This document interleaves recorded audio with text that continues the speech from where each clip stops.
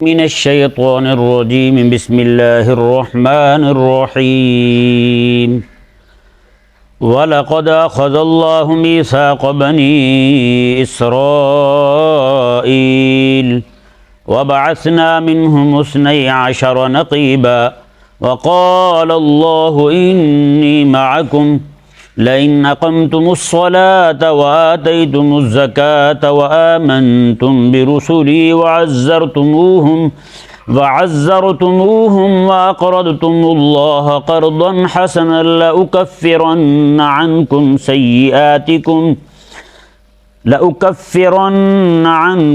سَيِّئَاتِكُمْ وَلَأُدْخِلَنَّكُمْ جَنَّاتٍ تَجْرِي مِنْ تَحْتِهَا الْأَنْهَارُ فَمَنْ كَفَرَ بَعْدَ ذَلِكَ مِنْكُمْ فَقَدْ ضَلَّ سَوَاءَ السَّبِيلِ۔ سبحان اللہ۔ یہ سورہ مائدہ شریف شروع ہوئی تو وہیں سے عقود کا ذکر ہوا۔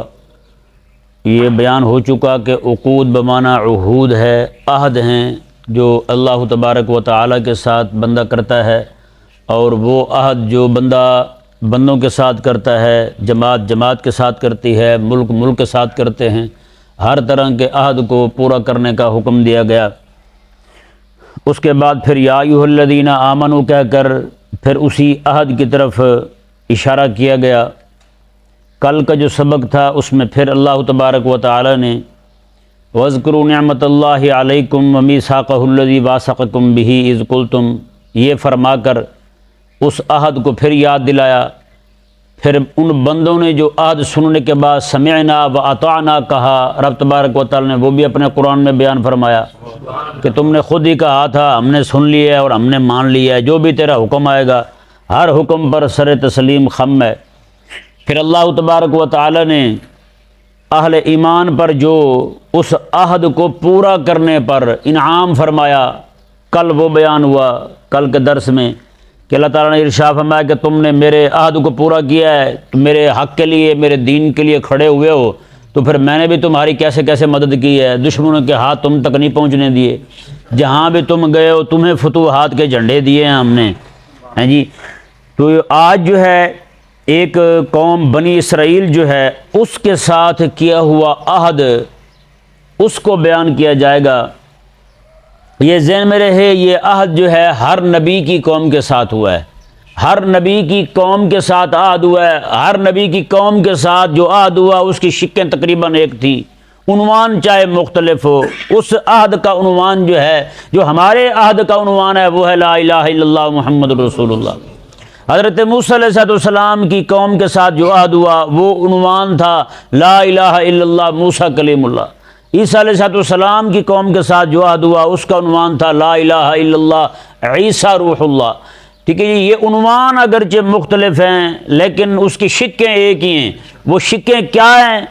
اللہ تبارک و تعالیٰ نے وہ بنی اسرائیل سے خطاب کرتے ہوئے بیان فرمائیں، وہی شکیں ہمارے ساتھ ہیں۔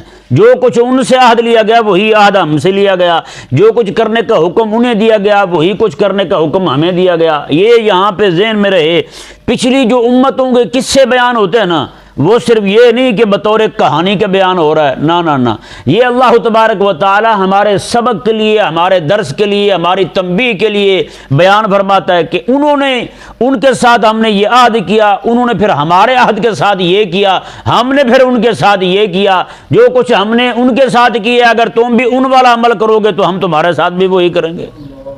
ہاں جی، اگر انہوں نے عہد پورا کیا ہے جیسے حضرت ابراہیم علیہ السلام نے پورا کیا، موسیٰ علیہ السلام نے پورا کیا، انہوں نے تو پورے کیے رب تبارک و تعالیٰ کے ساتھ کیے ہوئے عہد، اور اللہ تبارک و تعالیٰ کی ساری جماعت جتنی بھی ہے انبیاء کرام علیہ السلام کی، سب نے خالق اور مالک کے ساتھ کیے ہوئے عہد پورے کیے ہیں۔ فرمایا جو تم عہد پورے کرو گے تو پھر تمہارا انعام یہ ہوگا، اگر نہیں پورا کرو گے تو پھر جو دوسری قوموں کے ساتھ ہوا ہے وہی حال تمہارے ساتھ ہوگا۔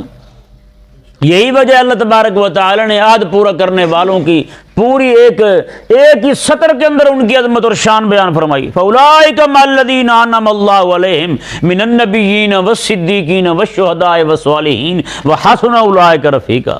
ہیں، انبیاء کی جماعت ہے، صدیقین کی جماعت ہے، شہداء کی جماعت ہے، صالحین کی جماعت ہے۔ یہ پوری جماعت ہی وہی ہے جو رب تبارک و تعالیٰ کے ساتھ کیے ہوئے عہد کو پورا کر رہے ہیں۔ اللہ تبارک و تعالیٰ نے اس آیت مبارکہ کے اندر بیان فرمایا وَلَقَدْ أَخَذَ اللَّهُ مِيثَاقَ بَنِي إِسْرَائِيلَ، فرمایا کہ اللہ تبارک و تعالیٰ نے بنی اسرائیل کے ساتھ عہد لیا، بنی اسرائیل سے عہد لیا تھا، میثاق لیا تھا۔ جی یہ ذہن میں رہے، ایک وعدہ ہوتا ہے، ایک میثاق ہوتا ہے۔ میثاق اس کا جو وثاق کا لغوی معنی بنتا ہے کسی چیز کو زنجیر کے ساتھ باندھ دینے کے معنی ہے جی، تو مطلب ہے اتنا گاڑھا وعدہ، جو چیز زنجیر کے ساتھ بندھی ہو کہاں چھٹتی ہے یار بتائیں؟ تو اللہ تبارک و تعالیٰ نے میثاق کا معنی بنتا ہے گاڑھا وعدہ ہیں جی، فرمایا کہ ہم نے ان سے وہ وعدہ لیا تھا وَبَعَثْنَا مِنْهُمُ اثْنَيْ عَشَرَ نَقِيبًا، اور ہم نے ان میں 12 نقیب سردار کو کہتے ہیں، ہم نے ان میں 12 سردار مقرر فرمائے تھے، 12 سرداروں کا تعین فرمایا تھا۔ یہ خالق اور مالک فرما رہا۔ وجہ کیا ہے 12 سردار مقرر کرنے کہ کیا علت پیش آئی؟ وجہ اس کی یہ ہے کہ حضرت سیدنا یعقوب علیہ السلام کے 12 بیٹے تھے۔ کتنے بیٹے تھے؟ 12۔ وہ سارے کے سارے وہاں سے آ کر کے مصر میں آباد ہو گئے، ان کی اولادیں اور نسلیں آگے بڑھی۔ یہ سارے یہ انتظامی تقسیم تھی اور کوئی نہیں تھی، جیسے ہمارے ہاں ہے نا انتظامی تقسیم نہیں ہے، یہ قبائل کی خاندانوں کی، ہم نے اپنی انتظامی تقسیم نہیں رکھی۔ انتظامی تقسیم ہوتی ہے صرف انتظام کی حد تک بندے میں ہوتا ہے، جی یہ فلانی برادری ہے، یہ فلانا قبیلہ ہے۔ اللہ تعالیٰ نے صرف واحد وجہ بیان فرمائی لتعارفوا، تاکہ تمہاری پہچان ہو، قبیلے تمہارے اس لیے بنے ہیں۔ لیکن ہم نے اپنی برادری کو، اپنے قبیلے کو عقیدے سے بھی بڑا کر دیا ہے، عقیدے سے بھی بڑا کر دی۔ یہی جرم کیا ہم، یہی بت ہے جی، ہم نے اپنے وطن کو عقیدے سے بھی آگے لے گئے ہیں، وطن عقیدے سے آگے چلا گیا، برادری عقیدے سے آگے چلی گئی۔ ہم عقیدے کا خیال نہیں کرتے یار میرا ہم عقیدہ، ہم برادری کا خیال کرتے ہیں جی۔ وہ میری برادری کا چاہے جناب کوئی چوڑا مسلی کیوں نہ ہو جی، وہ چاہے دین کا دشمنی کیوں نہ ہو، میں کہوں گا نہیں جی بھئی یہ تو ارائی ہے، بھئی یہ ارائی ایسوسی ایشن میں آتا ہے لہذا اس کی شان زیادہ ہے ہاں جی، یہ فلانی ایسوسی ایشن میں فلانی، یہ قومیں بنا کے لسانی بنیاد پر، برادری کی بنیاد پر انہوں نے پکڑ کے قوم کا بیڑا غرق کر دیا، نعوذ باللہ من ذالک۔ تو خدا کے بندو یہ بھی ایک بت ہے جو بندے کو راہ حق سے دور کر رہا ہے، دین حق سے دور کر رہا ہے بندے کو۔ تو خالق اور مالک نے جو ارشاد فرمایا، ان کے جو قبیلے 12 بنائے رب تبارک و تعالی نے، وہ 12 بھائیوں کی اولادیں تھیں، ان کے 12 سردار مقرر فرمائے۔ وہ تقسیم صرف اور صرف ان کے تنظیم کی تھی، ان کے انتظام کی تھی، اس کے علاوہ اور کچھ بھی نہیں تھا۔ تو 12 چونکہ سردار تھے، آپ نے دیکھا ہوگا کہ حضرت قرآن کریم میں پہلے پارے میں آپ پڑھ چکے ہوں گے، حضرت سیدنا موسیٰ علیہ نبی جناب علیہ السلام، جب آپ نے پتھر سے پانی نکالا تو کتنے چشمے بہے تھے؟ 12 چشمے بہے تھے، قبیلے 12 چشمے بھی 12 ہیں جی۔ تو خالق اور مالک نے ان پر جو 12 امیر مقرر کیے نا، وہ کس لیے مقرر کیے؟ حضرت سیدنا موسیٰ علیہ نبی جناب علیہ السلام جو دین حق بیان فرمائیں، ان کی ذمہ داری تھی وہ اپنے اپنے قبیلے کو اس دینی احکامات کا پابند بنائیں، یہ ان کی ذمہ داری تھی۔ یہ ان پر لازم تھا کہ قبیلے کا جو وڈیرا ہے، سردار ہے، وہ اپنے ماتحتوں کو، اپنے قبیلے کے لوگوں کو دین حق کا غلام بنائے، دین حق کا پابند بنائے۔ اس لیے اللہ تبارک و تعالی نے ان میں 12 رہنما مقرر کیے، ان کے نقیب مقرر کیے، سردار مقرر کیے۔ اب ہوا کیا جی دیکھیں، اللہ تبارک و تعالی نے ارشاد فرمایا وقال اللہ انی معکم، اللہ نے ارشاد فرمایا انی معکم، میں تمہارے ساتھ ہوں، میں تمہارے ساتھ ہوں۔ کرنا کیا ہے تم نے؟ آگے اس کی شکیں دیکھیں جی، وہ جو عہد لیا جا رہا ہے ان سے، وہ جو معاہدہ کیا جا رہا ہے، میثاق لیا جا رہا ہے ان سے، اس کی شکیں کیا ہیں وہ ذرا ملاحظہ فرمائیں۔ آیا کہ وہ شکیں جو ان پر لازم کی گئی تھی ہم پر بھی لازم ہیں یا نہیں؟ جی جو کچھ ان پر لازم تھا ہم پر بھی لازم ہے یا نہیں؟ یہ دیکھیں ذرا، اللہ تبارک و تعالی نے ارشاد فرمایا جی، پہلی بات جو کی جا رہی ہے وہ یہ ہے لئن اقمتم الصلاۃ، اگر تم نماز قائم کرو، نماز قائم کرو، وآتیتم الزکاۃ، اور تم زکوٰۃ دیتے رہو، نماز بھی قائم کرو اور زکوٰۃ بھی ادا کرو، نماز بھی پڑھو اور زکوٰۃ بھی دو۔ اور آگے فرمایا وآمنتم برسلی، اور میرے رسولوں پر ایمان بھی لاؤ، میرے رسولوں پر ایمان بھی لاؤ۔ وَعَزَّرْتُمُوهُمْ، اللہ اکبر کبیرہ، یہ بہت بڑا جملہ ہے، کاش کہ ہم اس کی گہرائی اور گہرائی کو سمجھیں۔ یہ جملہ جو ہے نا وَعَزَّرْتُمُوهُمْ، یہ جو اللہ تبارک و تعالی نے ارشاد فرمایا، مطلب اس کا کیا ہے؟ تعزیر کا۔ اللہ تبارک یہاں پر اس کا معنی یہ بنتا ہے میرے انبیاء کرام علیہ السلام اور رسول اعظام جو ہیں ان کے مخالفوں کے مقابلے میں تم نے میرے رسولوں کی مدد کرنی ہے، میرے رسولوں کی مدد کرنی ہے۔ ان کے دین حق کی مخالفت ہو، تم نے میرے رسولوں کے ساتھ کھڑے ہونا ہے، تم نے میرے دین کے ساتھ کھڑے ہونا ہے جی۔ ان کی ذات کی مخالفت ہو، تم نے میرے دین کے ساتھ کھڑے ہونا ہے، میرے رسول کرام علیہ السلام کے ساتھ کھڑے ہونا ہے۔ اب بتائیں جی، کا ذکر ہے، پھر زکوٰۃ کا ذکر ہے، پھر رسولوں پر ایمان کا ذکر ہے، اور یہاں پہ دیکھیں حیران ہوں گے آپ بھی کہ ایمان کا ذکر تو پہلے آنا چاہیے تھا، نماز روزے کا ذکر بعد میں، کہ نہیں سمجھ آیا؟ جب ایمان، نماز اور روزہ، نماز اور زکوٰۃ جو ہے اس کی نسبت کی جائے ایمان بالرسل کی طرف تو یہ تو فرع بنتی ہے، اصول تو ایمان باللہ اور ایمان بالرسل بنتا ہے، یہ تو فروعی مسئلہ بنتا ہے۔ اگر نسبت اس کی طرف کی جائے ایمان بالرسل کی طرف تو پھر اللہ تبارک و تعالی نے یہاں پر ایمان کا ذکر بعد میں کیوں کیا؟ اصول کا ذکر بعد میں ہے، فروع کا ذکر پہلے آ گیا۔ تو یہ ذہن میں رہے، چونکہ وہ حضرت موسیٰ علیہ السلام کو مان چکے تھے، اب ان سے جو عہد لیا جا رہا ہے وہ آنے والے رسول کرام علیہ السلام کو ماننے کا لیا جا رہا ہے۔ سمجھ آ گیا مسئلہ؟ موسیٰ علیہ السلام کو تو مان چکے ہیں، اب آنے والے رسول کرام علیہ السلام جو ہیں ان کے ماننے کا عہد دیا جا رہا ہے کہ عیسیٰ آئیں گے تم نے انہیں بھی ماننا ہے، اور نبیوں کے امام محمد رسول اللہ آئیں گے تم نے انہیں بھی ماننا ہے۔ ہاں، یہ عہد ان سے یہی دیا جا رہا ہے۔ خالق اور مالک نے ارشاد فرمایا، جی دیکھیں، اور یہ جملہ وَعَزَّرْتُمُوهُمْ، اور تم نے انبیاء کرام رسول اعظام علیہ السلام کی ان کے مخالفوں کے مقابلے میں ان کی مدد کرنی ہے۔ اب آپ ذرا خود بتائیں، آج ہم حکومتی سطح پر، اپنی قومی سطح پر، اب بتائیں ہم رسول اللہ علیہ السلام کے دشمنوں کے ساتھ کھڑے ہیں یا رسول اللہ علیہ السلام کے ساتھ کھڑے ہیں؟ آج پوری قوم IMF کے ساتھ تو کھڑی ہے لیکن رسول اللہ علیہ السلام کے ساتھ نہیں کھڑی۔ وہ ایک ملک نے جو گستاخیاں کی تھیں رسول اللہ علیہ السلام کی سر عام حکومتی سطح پر، جی وہاں پہ کچھ لوگوں نے جا کر حملے کیے، جی وہاں ان کے کچھ لوگ مر گئے، تو ہمارے ملک کے بڑے بڑے سربراہ جو ہیں انہیں بھی افسوس ہوا تھا، اپنے نبی کی ناموس کا افسوس نہیں ہوا لیکن ان کے مرنے کا افسوس ہوا ہے۔ ان کے کچھ رپورٹر مر گئے تھے حملے میں، تو ان کے افسوس کرنے کے لیے ہمارے ملک کے سربراہ وہاں پہنچے تھے۔ تو بتائیں یار، ہم اس سربراہ کا جانا جو نا اکیلے جانا نہیں ہے، وہ ہم بھی ساتھ گئے تھے۔ کیوں؟ ہم نے تو چنا ہے اسے، ہم نے تو مقرر کیا اسے، ہم نے تو اپنے سر پہ بٹھایا اسے، جناب یہ ہمارا رہنما ہے، ہم نے تو اس کے حق میں ووٹ دیے، اور کون ہے اسے اوپر لانے والا؟ ہم لوگ ہی ہیں۔ اس کا پھر کیا دھرا نیکی کرے گا تو اس کا اجر ہمیں بھی ملے گا، گناہ کرے گا تو وہ بھی ہمارے کھاتے میں جائے گا، اس کا وہ جتنا بھی آئے۔ تو آج من حیث الجماعت ہم، یعنی من حیث القوم، نعوذ باللہ من ذالک، اللہ تبارک و تعالیٰ کی اس فرمان پر عمل پیرا نہیں ہے کہ اللہ تبارک و تعالیٰ کے حبیب کریم علیہ السلام کے دشمنوں کے خلاف کھڑے ہوں، بلکہ ہم دشمنوں کے حق میں کھڑے ہیں۔ جس کو بھی دیکھیں وہ یہی دلائل دیتا دکھائی دیتا ہے۔ جہاد کی آپ بات کر لیں، ہیں جی مولوی ہے یا پیر ہے، وہ آگے سے یہی کہیں گے بھائی جہاد نہیں کرنا چاہیے، بھائی جہاد نہیں کرنا چاہیے، جہاد دہشت گردی ہے۔ یہاں تک وادی ہیں جو جہاد کی بات کرتے ہیں، نو نو نو نو یہ جہاد کی بات، بھائی آپ کو نہیں پتا جہاد کیا چیز ہے؟ آپ کو نہیں پتا جہاد میرے کریم آقا علیہ السلام کی سنت ہے؟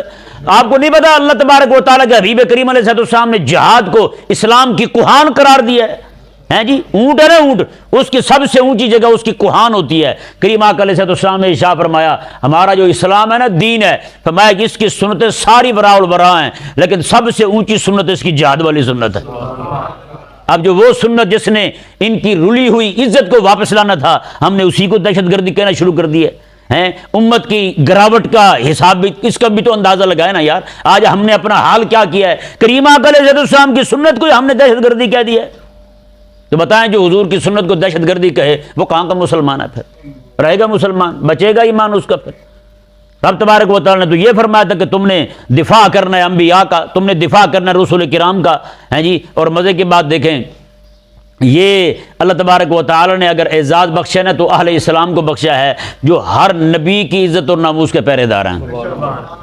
ہاں، ہمارے ہاں کوئی موسیٰ علیہ السلام کی گستاخی کرے وہ بھی واجب القتل ہے، عزیر علیہ السلام کی گستاخی کرے وہ بھی واجب القتل ہے، حضرت سیدنا عیسیٰ علیہ نبینا علیہ السلام کی گستاخی کرے وہ بھی واجب القتل ہے۔ ہم ان کے گستاخ کو بھی اسی طرح واجب القتل کہتے ہیں جس طرح ہم اپنے آقا و مولا صلی اللہ علیہ وسلم کے گستاخ کو واجب القتل کہتے ہیں۔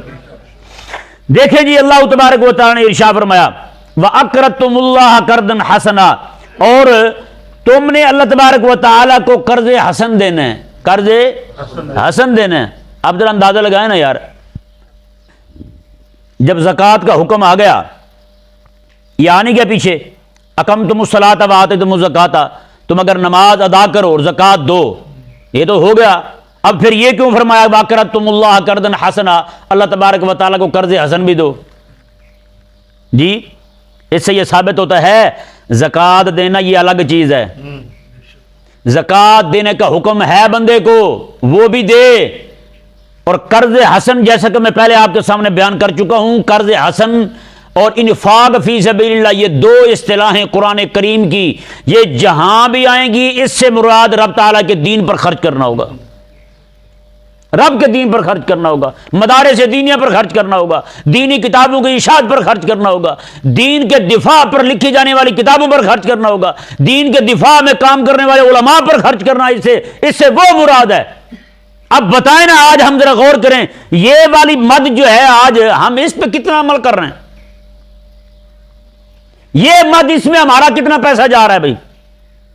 ہمارے بہت سارے لوگ جو ہیں وہ زکوٰۃ دے دیں گے ہیں جی، یا اس کے بعد سیدھا جا کے ان کے بریک لگے گی 11ویں پہ عرسوں پہ 40ویں پہ کلخانیوں پہ، بس وہاں پہ خرچ ہوگا مال، لیکن رب تعالیٰ کے دین پر دینے کے لیے کچھ بھی نہیں۔ آج تک ہم نے اتنے سالوں میں جتنا بھی ہم نے زور لگایا نا دینے کے لیے، وہ سارا پیروں کو دینے کے لیے زور لگایا ہے۔ ہمارے مناظرے بھی ہوئے، جب قبر پر چادر چڑھانی جائز ہے بھائی، ثواب ہے بھائی، تو نفع کس کو ہوا؟ جاہل پیر کو۔ بتائیں بھائی کس نے تمہیں اجازت دی کہ اتنی چادریں چڑھا دو قبروں پر؟ کس نے تمہیں کہا لاکھوں لاکھ روپے کی چادریں چڑھا دو؟ میں بغداد شریف گیا تو میرے ساتھ کئی بابے میمن کراچی کے، اتنے بڑے بیگ بھرے ہوئے تھے، ایک ایک بیگ میں ایک ایک چادر، اور اتنی قیمتی ہیں جی، چاندی کا کام کیا ہوا ہے اس پر بھی، کیوں لے کے جا رہے ہیں؟ درباروں پہ چڑھائیں۔ میں نے کہا بزرگ کو کیا نفع ہے تیری چادر کا بھائی، بتا ہمیں بھی، وہاں تو پہلے اتنی چادریں پڑی ہیں اور تو یہاں سے لے کے بھاگ پڑا، وہاں پہ لوگوں کو کہنے پکڑیں جی بھیجنا، پتہ نہیں کیا کیا پڑھتے ہوئے نعرے لگاتے ہوئے جا رہے ہیں، چڑھا رہے ہیں۔ سمجھ سے بالا تر بات ہے کہ تم نے جو مناظرے کیے ہیں اس پر، اس کا نفع بھی جاہل کٹے پیر کو، اس کا نفع حضور کے دین کو نہیں ہے۔ 11ویں کا بکرا دینا ہے، بکرا بھی پیر کو گیا۔ ہم نے یہ نہیں کہا بھی 11ویں کا بکرا دینا ہے حضور کے دین کے مدرسے کو دینا ہے، جہاں دین پڑھ رہے ہیں بچے ان کو دینا ہے، یہ نہیں کہا ہم نے، یہی کہا کہ انہیں دینا ہے۔ ہم نے جتنا کچھ بھی دینے پہ ہم نے زور لگایا نا، وہ سارا انہی کو دینے پہ زور لگایا، اور آج روتے ہیں بیٹھ کے، وہ جی مدرسے کو کوئی کچھ نہیں دیتا، کیوں دیں جی؟ آپ نے جو ذہن بنایا ہے وہی دیں گے تو بخشش ہوگی، وہی دیں گے تو آپ جناب وہ آپ کے بیڑے تر جائیں گے، وہی دیں گے تو آپ تو بھائی بلے بلے ہو جائے گی آپ کی۔ آج لوگوں کا ذہن بن چکا ہے، لوگ اسی کو نیکی سمجھتے ہیں، مدرسے میں دینے کو لوگ گناہ سمجھتے ہیں۔ تو یہ وَأَقْرَضْتُمُ اللَّهَ قَرْضًا حَسَنًا، رب تبارک و تعالی نے جسے قرض حسن فرمایا، فرمایا کہ دیکھیں نا زکوٰۃ کو رب تعالی نے قرض حسن نہیں فرمایا۔ پورے قرآن کو دیکھ لیں، احادیث شریفہ کا اتنا مجموعہ پڑا ہے بحمد اللہ تعالیٰ علیہ السلام کے پاس، کہیں بھی زکوٰۃ کو قرض حسن نہیں فرمایا۔ قرض حسن وہی فرمایا ہے جہاں پر رب تبارک و تعالی نے اپنے دین کے لیے لینے کی بات کی ہے، اپنے دین کے لیے لینے کی بات کی ہے۔ قرض حسن کیوں فرمایا یہ بھی ذرا غور کریں۔ میں ویسے اس مسئلے پہ پہلے گفتگو کر چکا ہوں، یہ ذہن میں رہے مسئلہ۔ قرض بندہ اسی کو دیتا ہے، ہر بندہ اسے پتہ ہے بھی وہ نہ تو ادوم ہے اور نہ ہی ظلوم ہے۔ ادوم اسے کہتے ہیں جو مفلس ہو، جس کے پاس ہو ہی کچھ نہ، ایسا بندہ آ جائے تو دینے والا بندہ بھی گھبرائے گا، یار اس کو دے تو دوں، یہ دے گا کہاں سے ہمیں، ہے یہ نہیں؟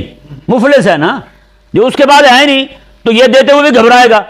اور ظلوم یہ ہے وہ لے تو لیتا ہے لیکن لے کر کے وہ ڈاؤن بن جاتا ہے، پھر بدماشیاں کرتا ہے، فون کریں تو فون نہیں اٹھاتا، چل نکل یہاں سے، وہ دیے کیوں تھے پھر تم نے، بڑا تو جناب جلدی مچی ہوئی ہے تجھے، ایسی باتیں کرتے ہیں۔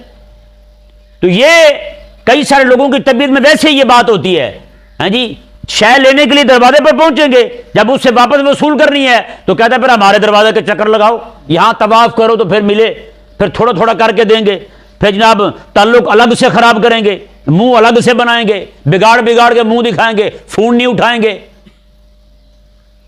ہوتا یا نہیں ہوتا؟ آگے سے کہتے ہیں وہ اتنی جلدی تھی تو پھر دیے کیوں تھے، ہم کون سا بھاگ رہے ہیں، ہم کون سا لاہور چھوڑ کے جا رہے ہیں. ایسے ہی بندوں کے لیے ایک بڑی زبردست مثال ہے. ایک بندے نے اپنے بیٹے کی شادی کی، بارات جا رہی ہے، موچی آ گیا. پہلے جوتے موچی سیا کرتے تھے، موچی نے آ کے بارات روک لی، آ کے اپنے اس کے ابے کو پکڑا، دلہے کے ابے کو. اس نے کہا کہ یار تو نے اپنی شادی پہ جو خصہ سلوایا تھا مجھ سے اس کے پیسے نہیں دیے، آج تیرے بیٹے کی شادی ہو رہی ہے، یہ کیا کیا تو نے؟ اس کا بیٹا کہنے لگا ابا اتنا ہی جلد باز بندہ ہے، تو نے اس سے کام کروایا کیوں ہے؟ بدتمیز کو کوئی حوصلہ نہیں ہے. ہم کون سا علاقہ چھوڑ کے جا رہے ہیں؟ یہاں پہ یعنی کہ بیٹا جو ہے وہ اس دورانیوں کو بہت کم سمجھ رہا ہے. اسی طرح کر کے ایک بندہ بیمار ہو گیا، بیٹا گیا دوائی لینے کے لیے، واپس تب آیا جب کلخانی ہو رہی تھی، ابے کی کلخانی ہو رہی تھی، واپس آیا.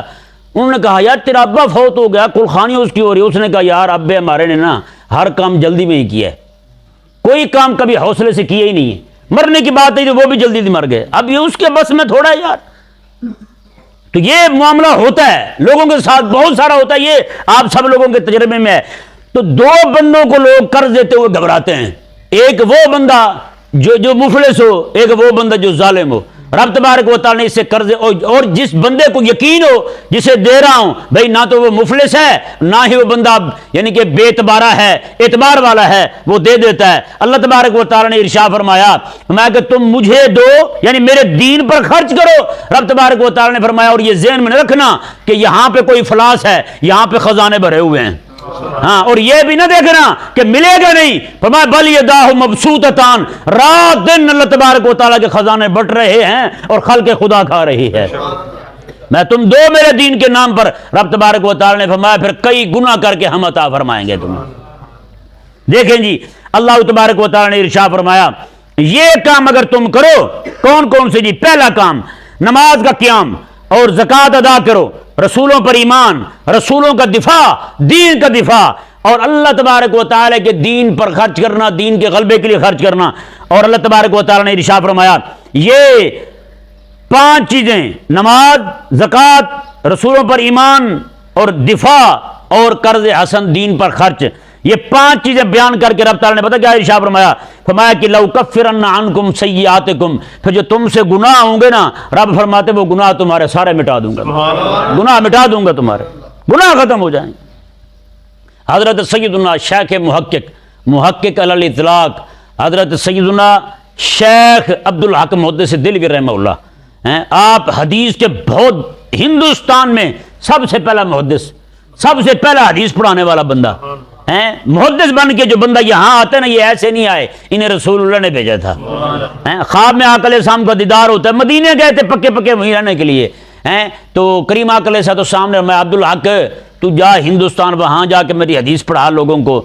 انہوں نے عرض کی خواب میں یا رسول اللہ صلی اللہ علیہ وسلم یہاں پریشان ہوتا ہوں تو آپ کے روضہ مبارکہ کی زیارت کرتا ہوں، پریشانی دور ہو جاتی ہے. آقا علیہ السلام نے تو وہاں جا، وہاں روضہ کی زیارت نہیں کرے گا، رات کو روزانہ میری زیارت کیا کرے گا، وہاں میری زیارت ہوگی تجھے.